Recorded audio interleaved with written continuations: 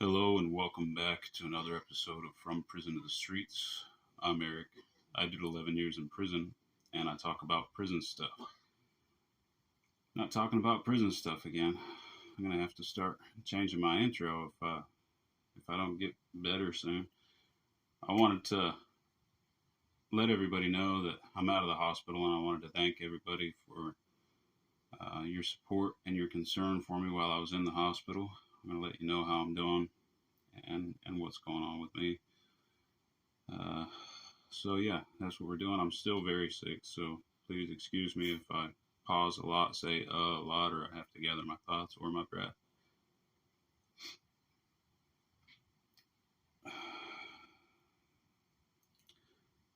I want to thank everyone who showed your support for me, and I also want to thank the people who donated to me on PayPal. Patrick Keelan, I believe, donated $100, and James Boughtin donated $50. And I hope those numbers and names are right because I'm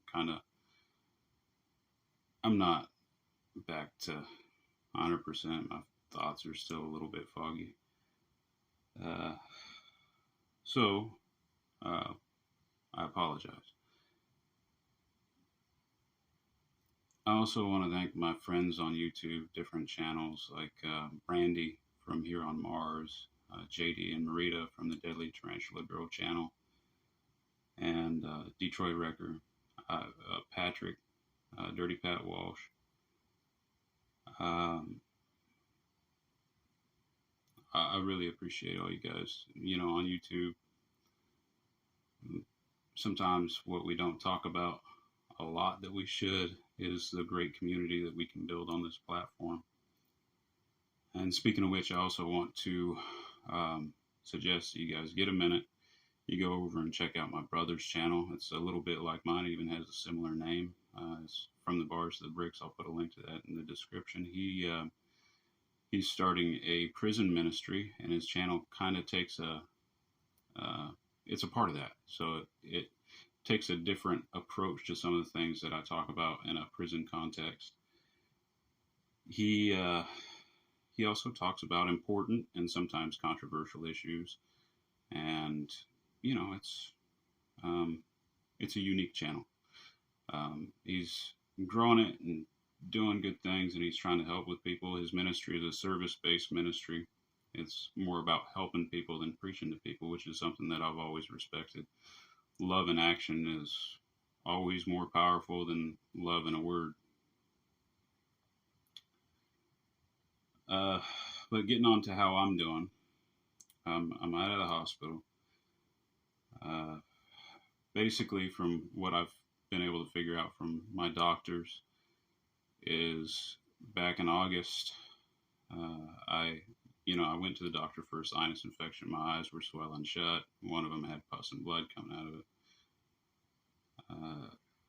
Apparently, I had had the infection for a while before I went to the doctors and didn't get it checked out, which, I have a way of minimizing stuff sometimes. I don't really take my own health into consideration. If I'm tired, whatever, my nose is running, whatever, it'll work itself out.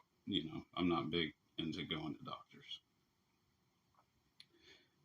By the time they started treating my sinus infection, the infection had become systemic, meaning that it was throughout my body. It affected my brain, my heart, everything.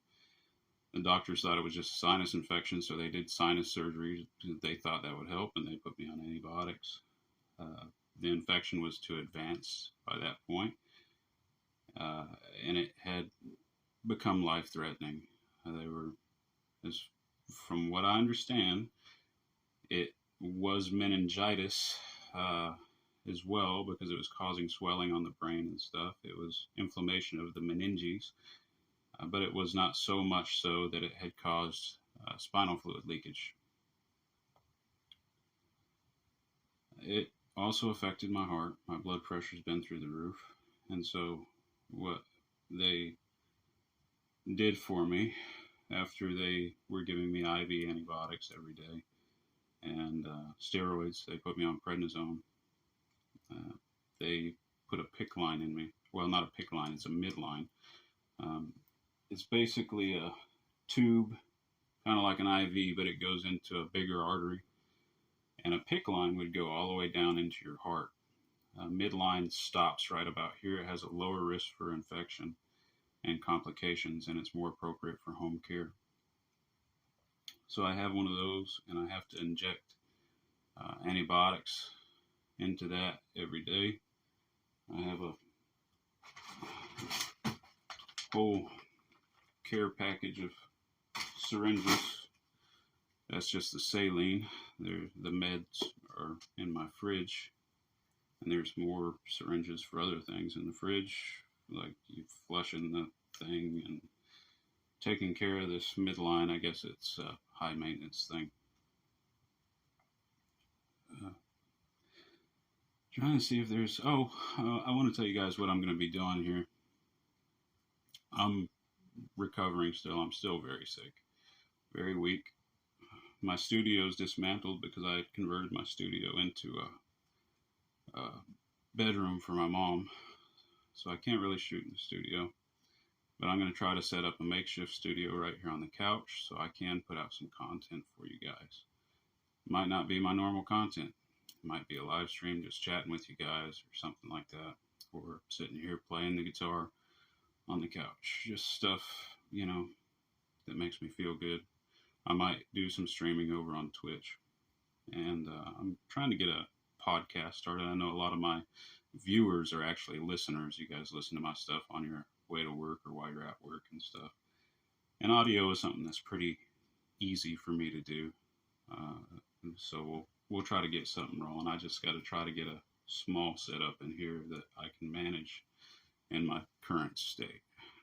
I have a follow-up in 10 days, and if the infection's under control then, or if the infection's gone then, I should say, it'll take me off antibiotics. I won't be off this regimen of antibiotics until the infection's completely gone. I guess that's where we're at. I also want to say I'm sorry if I'm disheveled in some of these videos. I'm sick. I'm in bed a lot. Well, laying down on the couch a lot. In my present state, I'm not used to being vulnerable. I'm not used to feeling weak. It feels more comfortable to me to lay here on the couch and be around my wife or kids. I mean, they still come in and visit with me and spend time, but I'm sleeping down here by myself and spending a lot of time in the living room by myself because I'm just really sick and weak. And I don't know where I was going with that. But, Oh, yeah. I'm sorry if I look disheveled, sleeping a lot. Sick. Yeah. I think I might end up growing dreadlocks from my hair getting so knotted. And if I do, I suppose I'll get in trouble for that because in this day and age that's considered cultural appropriation, which I think is kind of strange. A grown man telling another grown man how to wear his hair or beard or whatever. Honestly, I think if you have a problem with someone's hairstyle, you think someone can't wear a certain hairstyle because because the color of their skin, I think that says more about you than it does me. But anyway, I think I'm gonna end this video there for right now. But drop by the channel from time to time, see what I got going on, because I do believe I'm going to do some live streams, and I'll have stuff over on Twitch. I'll try to put a link up on the community tab on my channel. I can't really talk right now. I'm shaking, stumbling over words. It sucks when your body and mind don't work right. But, we're going to get better. We're going to get better. We'll get through this. But yeah, drop by the channel, check out the community tab, see what I got going on. I'll have links to Twitch or whatever else I'm doing and keep you guys up to speed, I love you all. Thank you very much for all of your support and your well wishes and your prayers. It means a lot to me. I'm Eric. Oh, wait. I get a lot of flack for this. Be sure to like and subscribe. And you check out my Patreon page, but there's nothing new on it. So I'll try to do something about that. If you want to become a Patreon, you might just become my first Patreon, because last time I checked, I didn't have any Patreons. But